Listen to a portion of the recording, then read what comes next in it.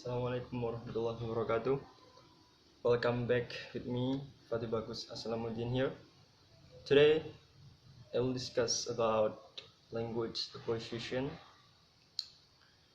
What is language acquisition?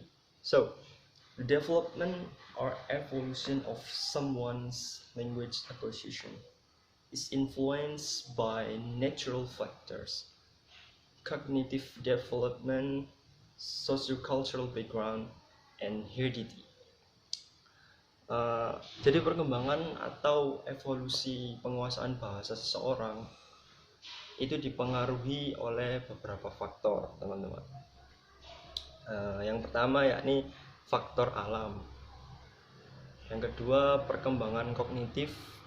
Yang ketiga latar belakang sosial dan keturunan. Sebenarnya ada beberapa faktor lain, cuman saya ambil ini mungkin yang paling penting ya. Apa yang dimaksud dengan faktor alam?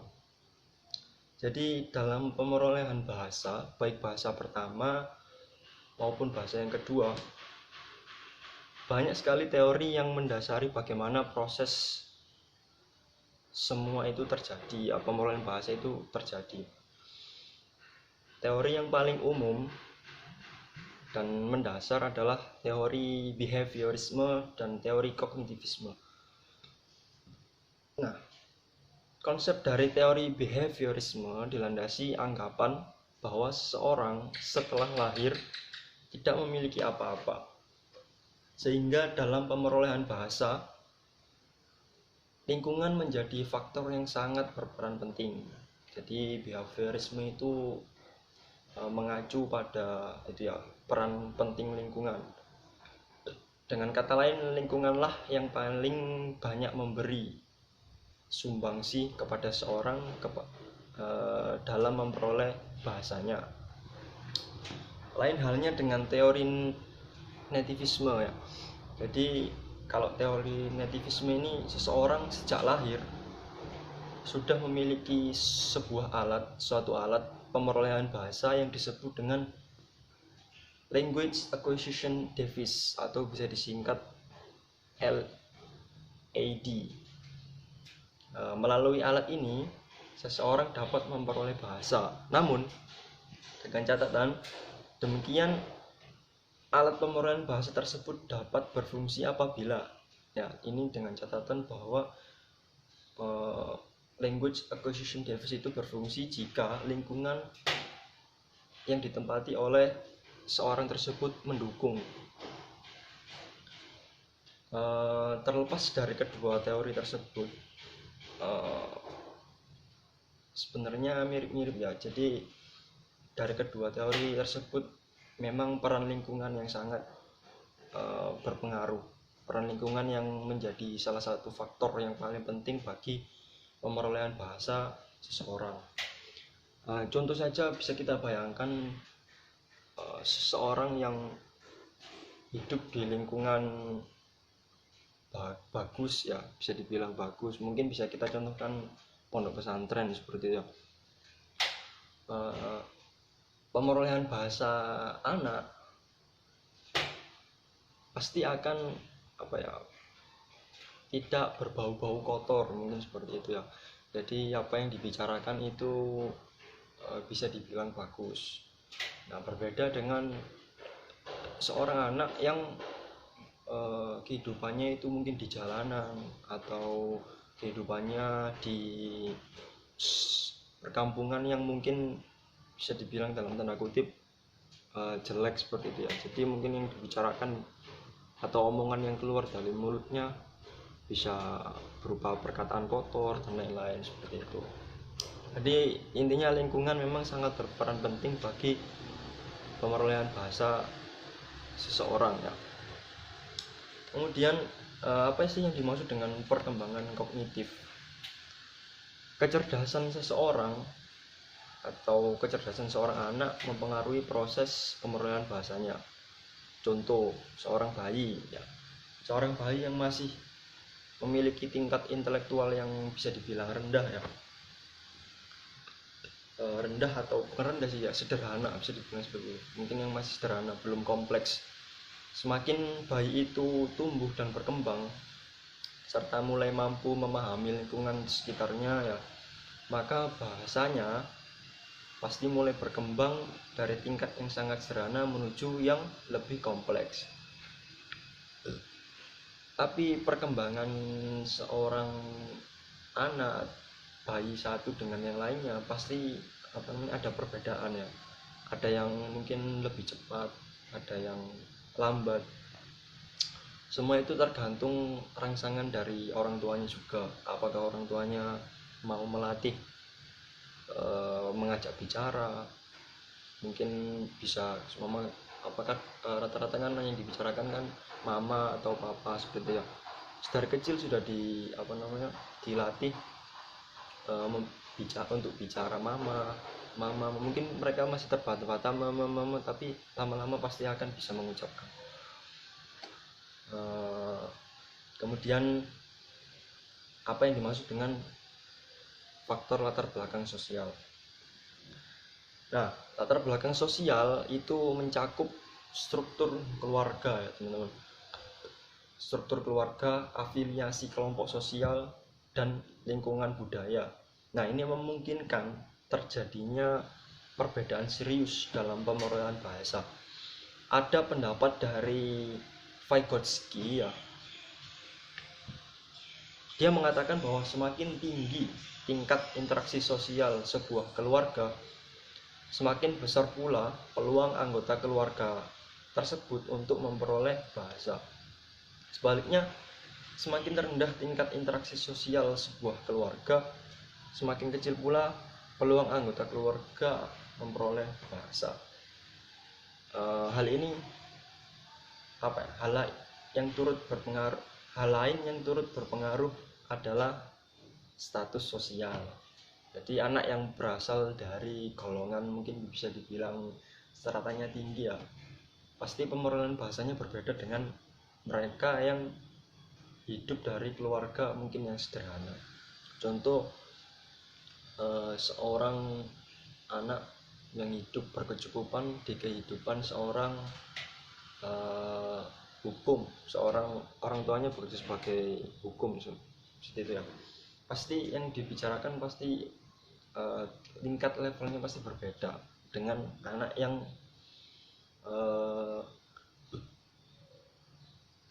hidup di keluarga petani atau ya seperti mungkin strata di bawah.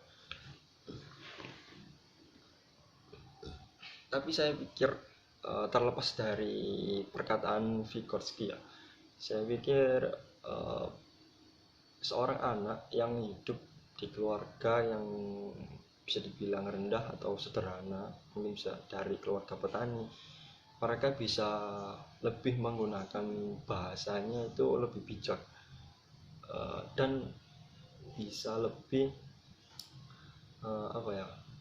bisa lebih berbobot lah seperti itu, karena yang dibicarakan orang tuanya itu pasti tidak muluk-muluk tapi syarat akan makna. Nah seperti itu. Banyak petuah-petuah Jawa seperti itu ya, itu kan simple tapi maknanya sangat tinggi. Tapi itu lepas dari apa yang dikatakan dari Vygotsky ya. Kemudian lanjut, faktor keturunan. Nah, faktor keturunan ini lekat kaitannya dengan kecerdasan IQ ya.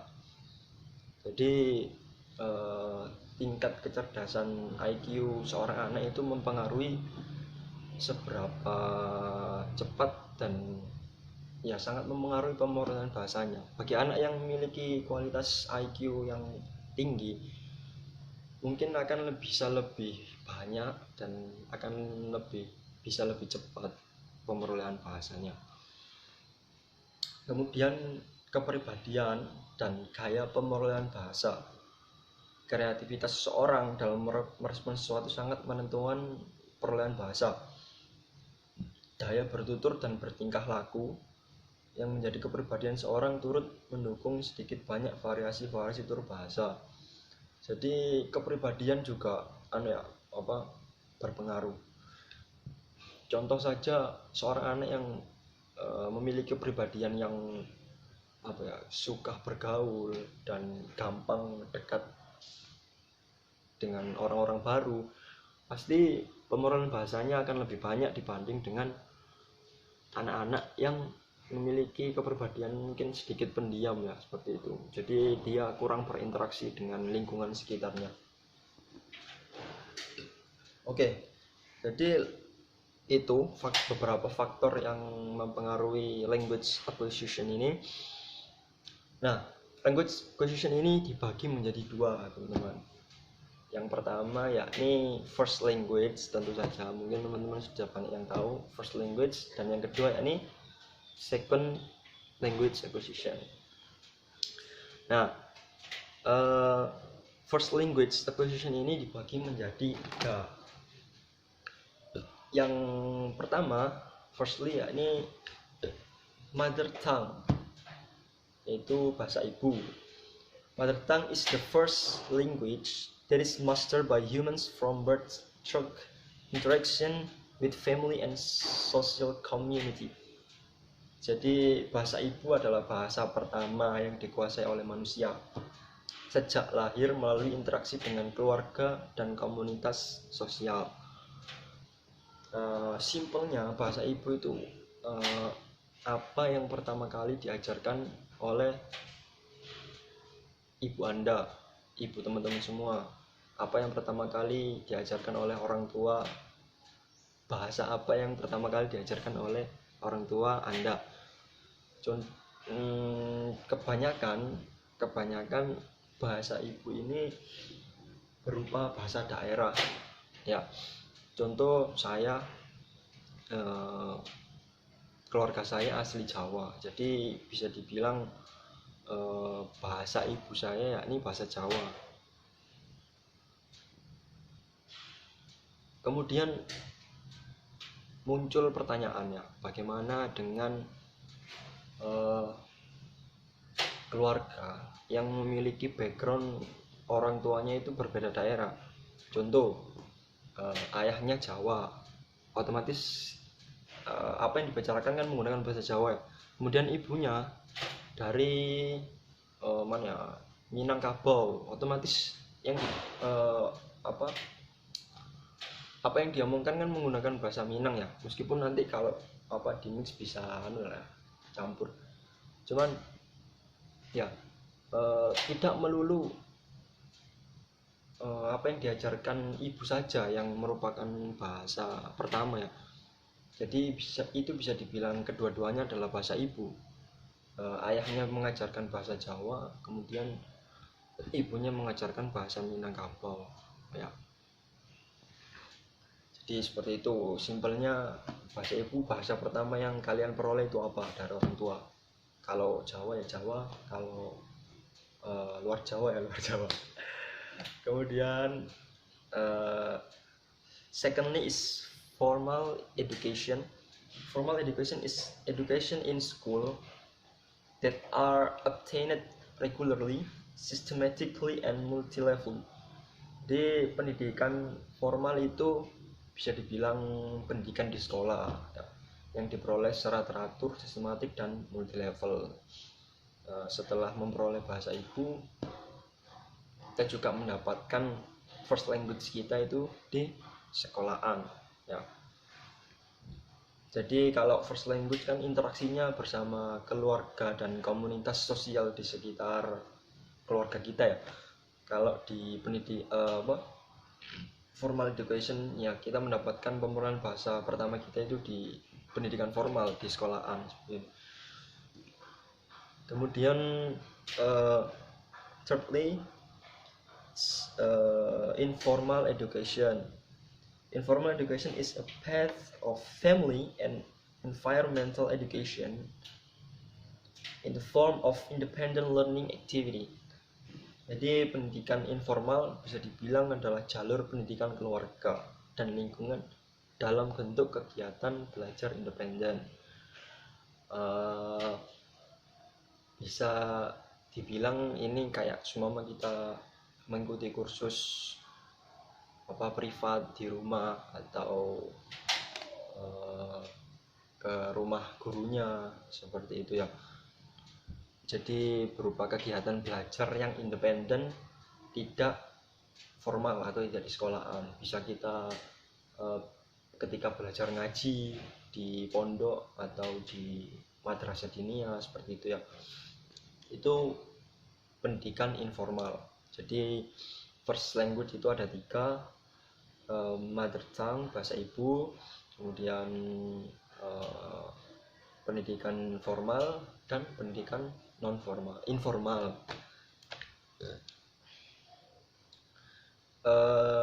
Oke, itu tadi yang first language. Nah, lalu yang second language.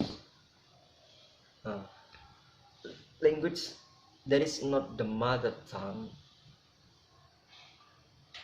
language for a speaker but is often used in the environment of the speaker as a medium of continuing communication. Bahasa kedua yang dipelajari disebut bahasa target. Ini gampangnya saja. Saya tidak membelit-belitkan pembahasan. Jadi biar teman-teman bisa gampang mencernanya. Jadi bahasa kedua itu bisa dibilang bahasa target. Simpelnya seperti itu, bahasa target. Nah, bahasa target tersebut tidak dibatasi atas bahasa asing, daerah atau nasional. Jadi luas ya cakupannya ya. Cuman memang rata-rata mungkin bisa berupa bahasa asing ya. Kalau bahasa daerah itu masuknya ke bahasa ibu atau mother tongue tadi. Jadi second language ini kalian ingin mempelajari bahasa apa sih? Contoh kita sesama prodi bahasa Inggris ya.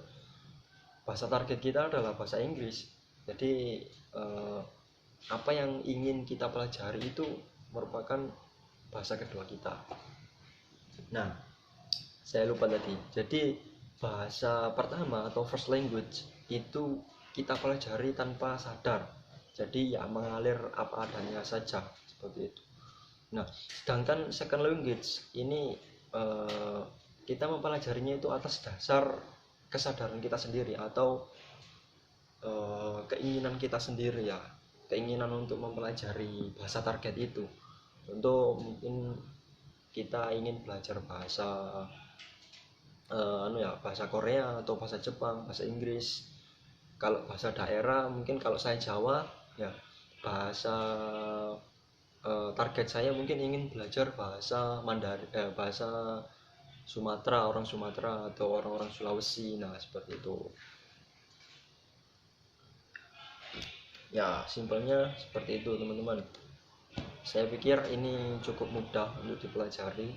Jadi kesimpulannya memang ada 2 ya language acquisition itu, first language dan second language. Untuk first language ada beberapa step. Nah, sedangkan second language ya bahasa target apa yang ingin kalian belajar selanjutnya. Saya kira itu saja yang bisa saya sampaikan.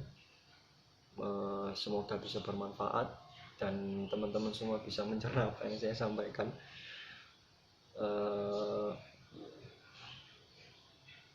Saya kira cukup. Terima kasih. Assalamualaikum warahmatullahi wabarakatuh.